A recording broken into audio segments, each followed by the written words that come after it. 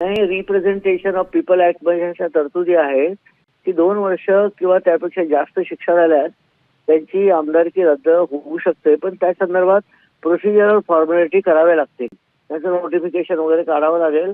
आणि आपल्याला माहिती आहे की सुनील केदारचं प्रकरण आहे किंवा राहुल गांधींचं प्रकरण आहे, त्यावेळेस इमिजिएटली तसं नोटिफिकेशन काढलं गेलं होतं. आता यावेळेस काय म्हणजे सध्या ते जजमेंट माझ्या नजरेस आलं नाही.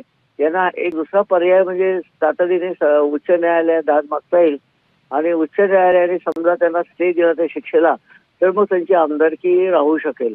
तर हे हा पुढचा भाग आहे. तर आपण बघूया आता काय होते या प्रकरणात.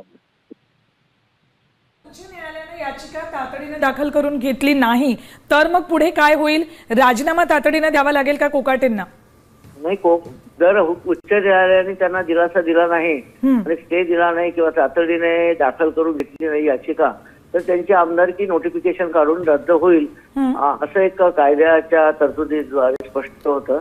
तर राजीनामा दिला तर ते देऊ शकतात, राजीनामा नाही असं नाही, पण त्यापेक्षा त्यांना दुसराही पर्याय ओपन आहे की त्यांना नोटिफिकेशनद्वारे त्यांची आमदारकी रद्द होऊ शकेल.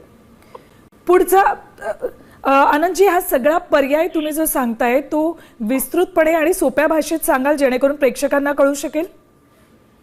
सोप्या भाषेत सांगायचं म्हणजे लोकप्रतिनिधित्व कायदा 1951 यामध्ये कलम 8 मध्ये अशा तरतुदी आहेत की एखाद्या आमदाराला 2 वर्षाची किंवा त्यापेक्षा जास्त एक क्रिमिनल ऑफेन्स मध्ये गुन्ह्यामध्ये शिक्षा झाल्यास त्यांची आमदारकी जाण्यासंदर्भात म्हणजे आमदार राहणार नाही ते, अशा तरतुदी आहेत.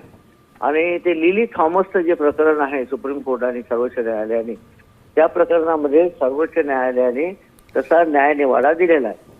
आणि त्यान्वये आपल्या महाराष्ट्रामध्ये सुनील केदारांचं एक प्रकरण आहे आणि केंद्रामध्ये राहुल गांधीचं